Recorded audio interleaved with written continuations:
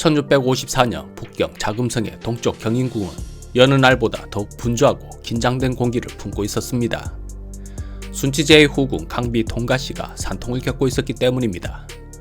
시녀들과 태이들이 바쁘게 움직이는 가운데 강비는 마침내 아들을 낳았습니다. 감축들이 옵니다. 황자께서 탄생하셨습니다.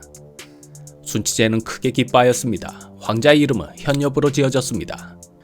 황실내 현엽의 위치는 특별하면서도 미묘했습니다. 순치제와 후궁 사이에서 태어난 셋째 황자, 그의 위치는 애매했습니다. 하지만 어머니 동가씨는 단순한 후궁이 아니라 개국공신 가문 출신으로 매우 유서 깊은 배경을 가지고 있었습니다. 그래도 황태자가 될 가능성은 희박했기에 애매하긴 애매했습니다. 현엽은 어릴 적부터 비범한 재능을 보였습니다. 책을 읽으면 바로 암기가 되고 그 뜻을 꿰뚫어 해석하는 놀라운 능력을 가졌습니다. 스승이 질문을 던지면 망설임 없이 답함은 물론 때로는 더 깊은 질문을 던져 스승을 당황하게 만들 정도입니다. 부지런하기도 무지하게 부지런했습니다. 새벽 4시에 일어나 황실의 어른들에게 문안을 올리고 아침 8시부터 저녁 8시까지 문영각에서 공부에 매진했습니다.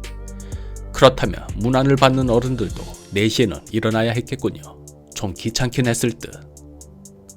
무예도 뛰어났습니다. 특히 활을 잘 쏘아 말을 타면서 토끼를 맞힐 정도였습니다. 현엽의 능력은 곧 조정 내외에 알려져 칭송이 자자했습니다. 당연히 현엽은 순치제의 자랑거리였습니다. 하지만 능력이 뛰어나면 무엇하겠습니까? 후궁소생으로 황태자가 될 운명은 아닌 것을요. 황태자가 될 운명이 아닌 황자가 능력이 너무 뛰어나다면 그것이 오히려 문제입니다. 적통을 위협하는 존재가 되기 때문입니다. 차라리 무능력한 것이 낫습니다. 그래서 역사의 많은 황자나 왕자들은 일부러 바보짓을 하거나 망나니 짓을 하기도 했습니다. 모난 돌이 정 맞는다.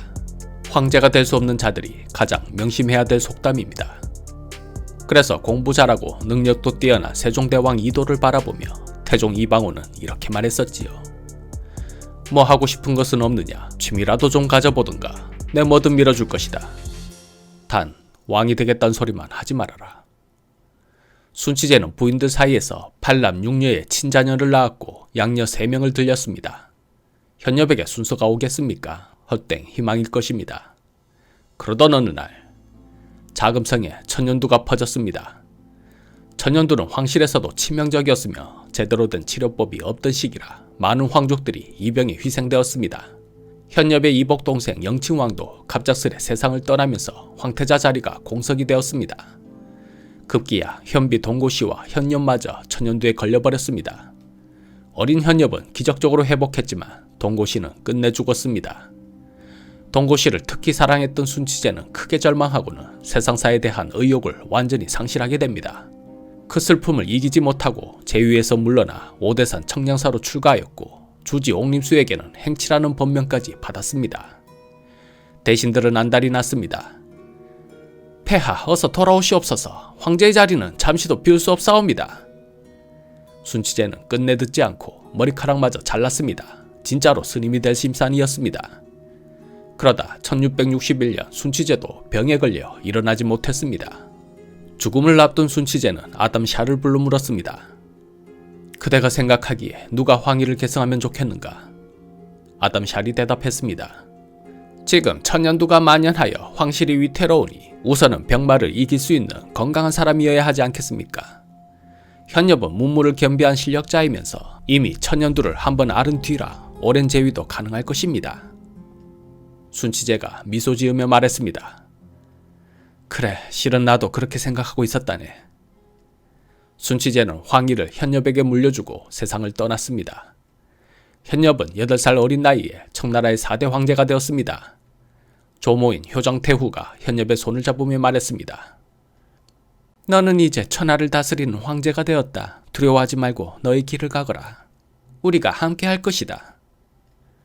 현엽은 늘 그랬듯 새벽부터 조모와 어머니에게 문안을 드리며 하루를 시작했습니다.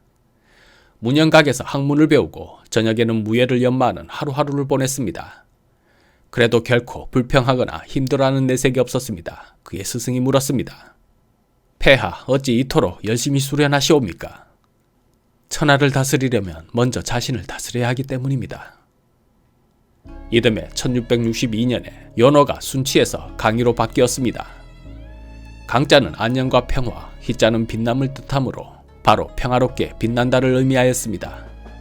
그러나 어린 황제의 길은 결코 평화롭지 못했습니다. 조선 단종의 역사를 보면 대충 그림이 나올 것입니다.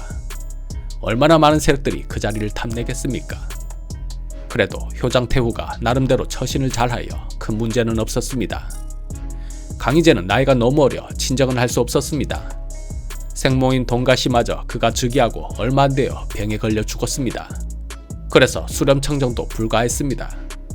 때문에 조모인 효장태후가 수렴청정을 할 수 있었지만 그녀는 한 발 물러났습니다. 나 같은 늙은이가 무엇을 알겠습니까? 나보다는 경험이 풍부한 사보정 대신들이 맡는 것이 좋겠습니다. 이 4명의 보정 대신은 생리, 소국사랍, 오배, 알필룡의 이름으로 모두 순치제의 신임을 받았던 고위 관리들입니다. 당연히 막강한 권력을 가지고 있었는데 그 중에서도 병권을 쥐고 있는 오배가 제일 강했습니다. 어린 황제와 병권을 가지고 있는 오배, 게임이 되지 않았습니다. 수양대군을 생각한다면 감이 오실 것입니다. 강희제가 할 수 있는 처신은 극히 제한적이었습니다. 일단 오배의 눈밖에 나지 않으려고 갖은 노력을 했습니다. 오배의 권력을 정면으로 부정하거나 도전하는 대신 겉으로는 그의 권위를 인정하고 존중하는 태도를 보였습니다. 어려운 결정을 내릴 때 오배를 신뢰하는 척하였고 회의에서 오배가 의견을 제시하면 무조건 따랐습니다. 오배가 좋아했던 몽골 씨름대회도 자주 열었습니다. 오배는 만주족과 몽골족의 전통을 중시했기 때문에 씨름대회를 무척 좋아했습니다. 씨름대회는 오배에게 즐거움을 주는 동시에 강희제가 그를 존중한다는 메시지를 전달하는 데 효과적이었습니다. 오배는 점점 자만에 빠졌습니다. 황제마저 자신 앞에서는 납작 엎드리니 세상에 무서울 것이 없었습니다. 백성들의 땅을 불법적으로 획책하는 등 갖은 만행을 일삼아도 아무도 건드리지 못했습니다. 그가 자만하는 동안 강희제는 준비를 했습니다. 오배를 견제하기 위해 다른 사보정 대신 중 하나인 생리의 손녀와 결혼했습니다. 생리도 막강한 힘이 있었으므로 오배도 함부로 하지 못했습니다. 강희제에게는 든든한 보호막이었지요.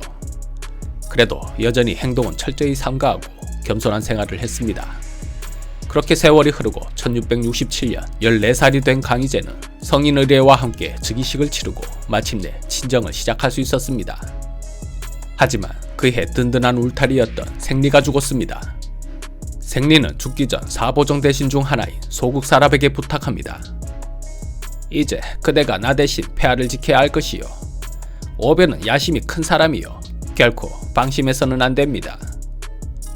성년이 될 때까지 강희제가 무사할 수 있었던 것은 역시 생리가 있어서 가능했습니다. 이제 그가 떠나면 누가 강희제를 지켜줄 것인가? 생리는 그것이 걱정이었던 것입니다. 걱정은 현실이 되었습니다. 생리와 달리 소국사랍은 오배의 적수가 되지 못했습니다. 오배가 먼저 선수쳐 날조된 연못죄를 뒤집어 씌우고 소국사랍을 죽여버렸습니다. 힘없는 강희제는 그 과정에서 아무것도 할 수 없었습니다. 황제의 의견과는 상관없이 소국사랍이 그렇게 죽어버리자 강희제는 군사를 이끌고 오배를 기습하려 했습니다.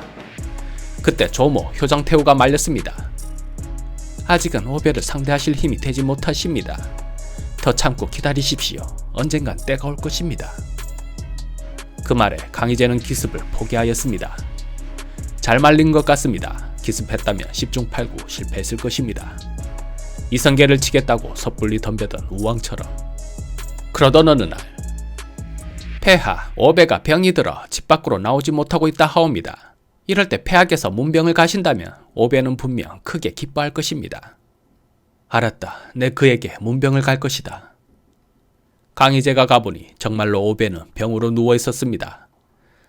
콩이 이렇게 누워있으니 내 마음이 너무나 아픕니다. 어서 떨치고 일어나셔야지요. 황공하옵니다. 곧 일어날 것이니 너무 심려치 마시옵소서. 그런데 오배가 자리에 누우려 할 때 품속에서 단도가 떨어졌습니다. 놀란 강희제의 표정에 오배가 서둘러 수습하였습니다. 아플 때 단도를 품는 것은 조상들로부터 내려온 전통입니다. 물론 그렇겠지요. 공께서는 개의치 마십시오. 말은 그렇게 하고 나왔으나 강희제는 비로소 결심하였습니다. 이제 더 이상은 미룰 수 없다. 오배를 제거해야 한다. 그런데 여기서 한 가지 의문점. 일의 전개로 보아 오배는 강희제를 제거하려고 한 것 같습니다. 오배 입장에서도 강희제가 장성하면 장성할수록 그에게 위협이 되었을 것입니다. 그런데 왜 행동하지 않았을까요? 막상 얼굴을 보니 마음이 약해졌어. 아니면 황제를 제거한 뒤에 후폭풍이 두려워서. 천진난만한 얼굴로 자고 있는 조조를 죽이지 못하는 진궁의 모습이 떠오릅니다. 어쨌든 그날 살아온 강희제는 무술 수련을 한다는 명목으로 선보경이라는 이름의 친위병을 양성하며 때를 기다렸습니다. 그리고 1669년 오배를 불렀습니다. 오배가 의심 없이 궁정에 들어오자 강희제가 친위병에게 명했습니다. 이 역적놈을 당장 포박하라. 막강한 권력을 자랑했던 오배는 사로잡혀 결국 처형되었습니다. 오배를 죽인 강희제는 비로소 청나라의 강력한 황권을 확립하였습니다. 이후 강희제는 62년이라는 세월 동안 청나라를 통치했으니 중국사에서 가장 긴 통치 기간입니다. 그는 우리나라의 세종대왕이라 불리듯 강희대제로 불리는 성군이 되어 청나라의 황금기를 이끌어내었습니다. 신이만 물러나옵니다.